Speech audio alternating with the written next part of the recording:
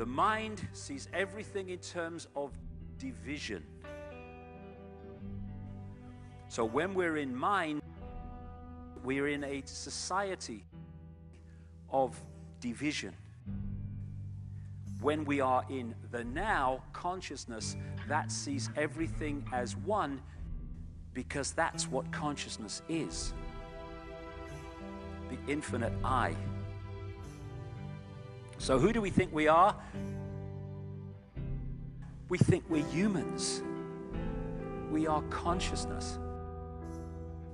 And to perceive reality and live our lives from those two perspectives brings a dramatic difference in the way we see ourselves and life. The quantum world, quantum mechanics, is really the play and display of information, the play and display of potentiality, waves of information, waves of potential electron. And it's important, the word potential. This isn't the world of electrons, it's the world of potential electrons. But when you have to ask the question, waves of what, really? What is the field that is waving? Is it the ocean? No, it's a universal ocean, an ocean of pure potentiality, an ocean of abstract potential existence. We call it the unified field, or superstring field. And that's what we're made of. So, as you said, the tighter physics have tried to grasp onto physical reality, to understand what it's really made of. What are the core building blocks of life, at the basis of it all? Life, the universe, slips through your fingers, and you come up with something that's increasingly abstract to come to the realm of pure abstraction. And that's what the unified field is. It's pure abstract potential, pure abstract being, pure abstract self-aware consciousness, which rises in waves of vibration to give rise to the particles, the people, everything we see in the vast universe.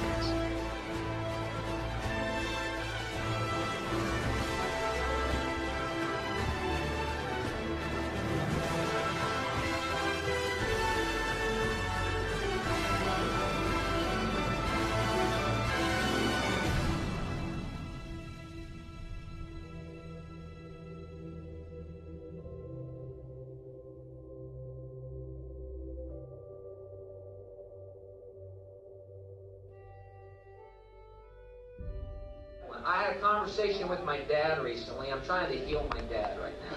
I'm trying to get him to take shrooms with me. I am. You don't know my dad, but you know your dad's. Dad, would you like to go eat these fungi that grow on cow turds with me? What happens when you take them? Well, your mind completely opens up to the true nature of our existence, which is that we are not bodies, that we are pure, loving spirit created by God, that God is love, and there is nothing but love, and love, being all-encompassing, has no opposite. You are completely forgiven on all things. There's nothing you've ever done that has ever swayed God's pure and unconditional love for you. And you realize that eternity and peace and heaven is our inheritance, and all of us are going to make it there. I'm not interested. God is consciousness, and we are all God, trying to realize our full potential. And when I'm talking about love, I'm not talking about I love you, saw you down the disco, darling, not that. I'm talking about a level of love that you really have to experience, because there's no words to describe it. And when I was in that ayahuasca state, the opening line of this female voice was, the only thing you really need to know is infinite love is the only truth, everything else is illusion.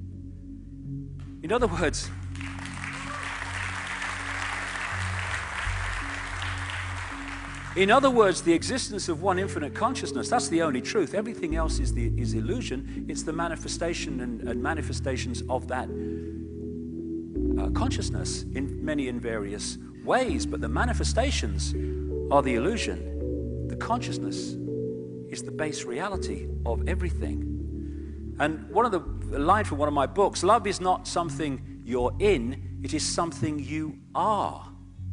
That's the difference. Pope John Paul II said the worst prison would be a closed heart.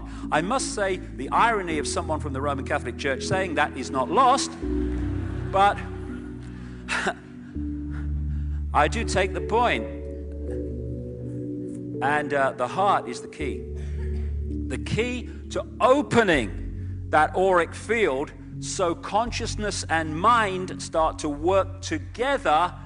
And my God, what a different world we'd live in if we went from that state that we're in now. And so what we're looking at among billions of people are people entrapped in mind. And because of the way the mind perceives reality as everything is apart and not connected, and it sees things in complexity instead of the connection of everything, we are in a situation where we are a manipulator's party trick when we're in that state.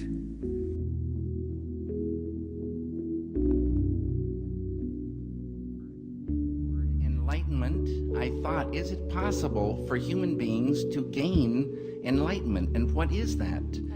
And is it possible to really get happiness going from within? Because we are always looking out for happiness. And we live in a world of change. Everything is always changing. And if you see this car that you love and you want this car, it's going to make you happy, you save up, or if you have the money, you get that car. And you brush your teeth looking at your car. It's so beautiful. It's so much happiness. And you drive it and keep it clean and you're going along. Then the time passes. And a year later, it's kind of dirty with some scratches and dents. 2 years later, you're driving down the road and you spot a car that you want. And this car starts crying because you don't want it anymore. True happiness grows from within. When you dive within and really dive all the way and experience that ocean of consciousness, which Dr. John Hagelin's science calls the unified field, oneness, unity, oneness and unity. It's so beautiful. And as he says, at that fundamental level, we are all one. We're one world family. We have to view life as an opportunity. What are you doing with it? Are you afraid of it? I mean, some people live their lives, apparently, what they are doing is arranging their deathbed scene. They want it to take place in a large baronial house with clipped green lawns, acres in surround. They want the room in which they die to be filled with fine art. They want their loving heirs to be dutifully assembled while they pass out the final wisdom. And they spend their entire life creating the dramatic scenario of their passage. And of course you have to work hard because you've got to make the money to buy that house. You have to sire all these children, educate them into your values so they won't be stabbing you in the back and misbehaving in this situation. You have to create loyalty, possession, power, all of these things. And then you won't die in a ditch, unknown and abandoned, you know. But on the other hand, what was the quality of that life, you know? History is turning into a white-knuckle ride, for sure. And without the faith in some kind of transcendental phase transition, I think there's a tendency to despair and to panic and to nihilism. And religion has failed. They can only conceive of phase transition as apocalypse, as Ragnarok, the twilight of the gods. That isn't what it is. We are closing distance with the first moments of true human civilization. You know, when people actually do treat each other with respect, when there actually is a place made for the celebration of human differences, when we actually do feel the suffering of the people around us and respond to that.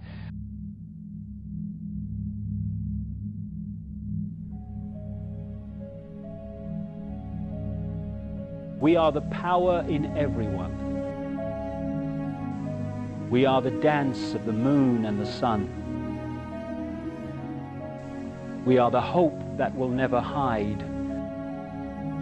We are the turning of the tide.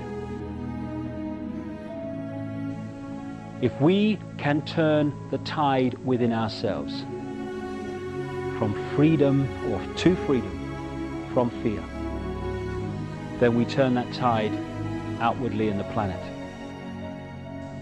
And all it is, like everything else, is a choice. A choice between fear and love. That's all it is. We can choose to be frightened. We can choose to hate. It's a choice. Or we can choose not to fear, and we can choose to love. But I love you because you exist.